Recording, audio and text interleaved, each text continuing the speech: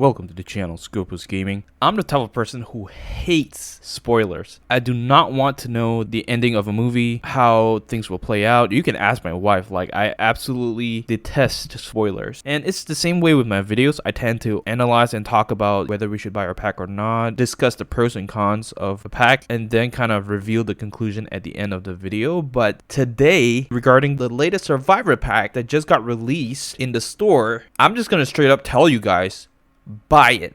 Like, if your phone is running out of battery while you're watching this video, or if your house is on fire and you don't get to watch the rest of the video, just go buy the pack first. You can come back and listen to the reasons behind why you should buy it later. These are very, very exciting times because we never expected a second Survivor pack to come around in the store that could be bought with power credits. The first Survivor pack that was released after many, many years was the second edition of the Survivor pack exactly a month ago on the 9th of September, where they featured the cards 600 Wonder Woman, Regime Killer Frost, and Prime Killer Frost. At the time, in that video, I mentioned that it's highly unlikely that more credit packs would be reintroduced in the store, but man, did the developers prove me wrong. So first of all, let's go into the store and check out this pack. It is priced at 595,000 power credits, and upon spending that amount, you will get one copy each of Arkham Origins Deathstroke, Prime Batgirl, and Containment Doomsday. You only get those 3 gold cards. You don't get any additional resources or support cards. So without further ado, we're gonna hop right into why you should in fact buy this pack with power credits. First of all, and the most important reason why, is that Arkham Origins Deathstroke is a super rare character, uber rare character. I mean, he is a challenge character, so technically you could wait for his challenge to come around, but guess what? Do you know when's the last time he came around as a challenge character? The last time he ran as a challenge character was from the 7th to 25th of August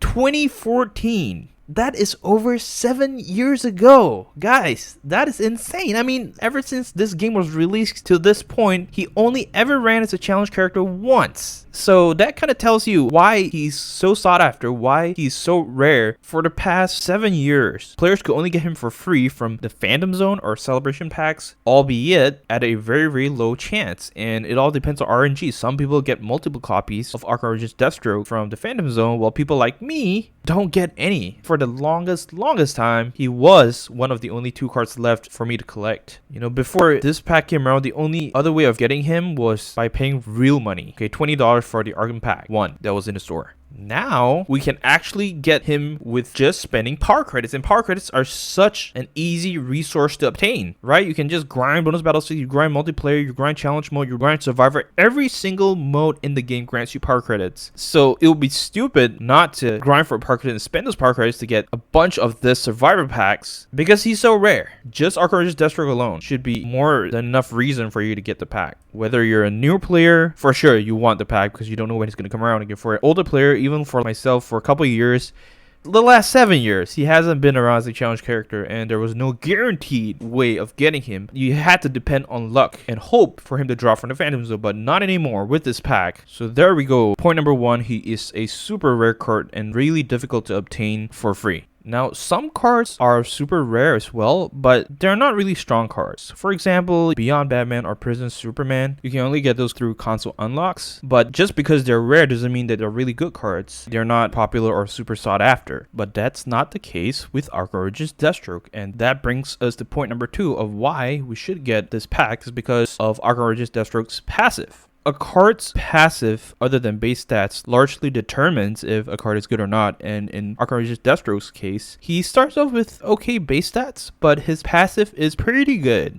Let's take a look. So the name of his passive is Elite Soldier, and it says reaching 200% damage on point blank special, which is his first special, makes it unblockable and automatically crit. Bonus 8% damage per promotion. So obviously 2 parts to his passive. The first part, when you hit 200% on his special 1, you get auto crit and auto unblockable, which can be really useful in speeding through multiplayer matches. Especially if you already have him maxed out on critical chance, critical damage, he can tear the enemy team apart. And the second part of his passive is more relevant to the discussion at hand, because bonus 8% damage per promotion means that he's one of those cards that will actually benefit more from being promoted to a higher promotion or higher elite. For example, some cards like Prime Killer Frost or Rebirth Raven, whether they're elite 0 or elite 10, their passive remains the same. 50% power dampening or ability to steal power by Rebirth Raven, doesn't matter whether she's at elite 0 or elite 10, you already are able to reap the full benefits of their passives. However, with Arkham Origins Deathstroke, that's not the case, because if he's at elite 0 or elite 1, he only has no bonus damage or 8% bonus damage. Compare that with an elite 10 Arkham Origins Deathstroke, he can have a damage boost of up to 80%.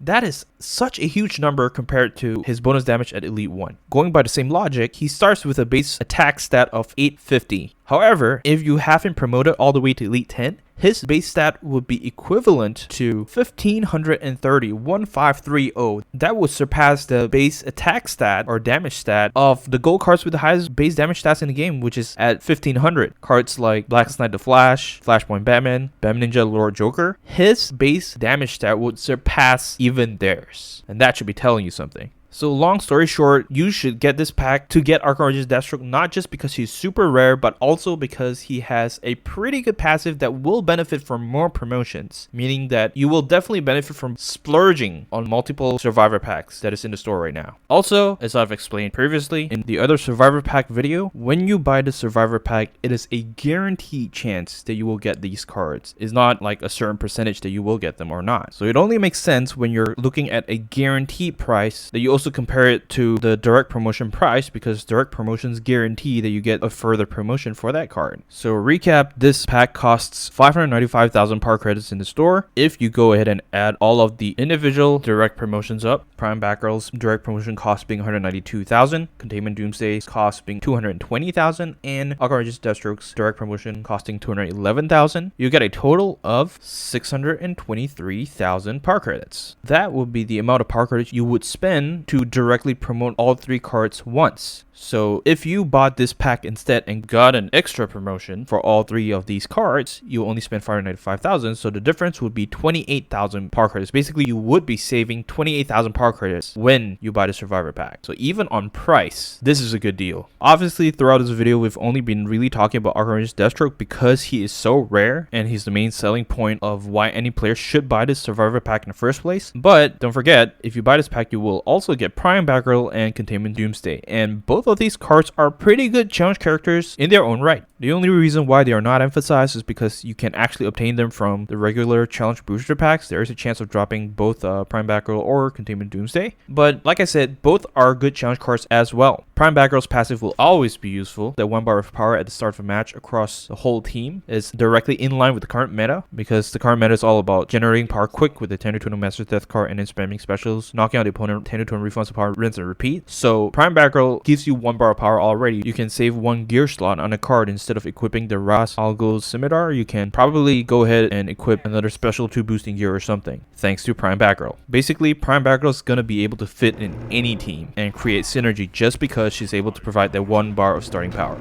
Containment Doomsday, on the other hand, is one of the best tanks in the game, and him being a unique character in a way exploits the matchmaking system with his deceptively lower base health stat. So what I'm saying is that yes, you will get a good deal just from getting Arkham Origins Deathstroke alone, but in this case, Prime Batgirl and Containment Doomsday are good deals as well when you buy the Survivor pack. All in all, the developers have certainly wowed me and proven me wrong in my previous Survivor pack video comment where I was saying that, it's highly unlikely that we'll bring back more Survivor packs or credit packs into the store. Well, this proves that the previous Survivor pack was not a mistake as speculated by a few people at the time, and that we can continue to be hopeful about the other Survivor packs being brought back in the store, or even better, that maybe someday the other credit packs might be reintroduced back in the store. Yes, there is still hope that the former Arkham pack that cost 750,000 power credits will be brought back into the store. I'm not saying it's guaranteed, but at this point, really, who knows? The developers have been shaking things up and time again proving that this game is not completely dead.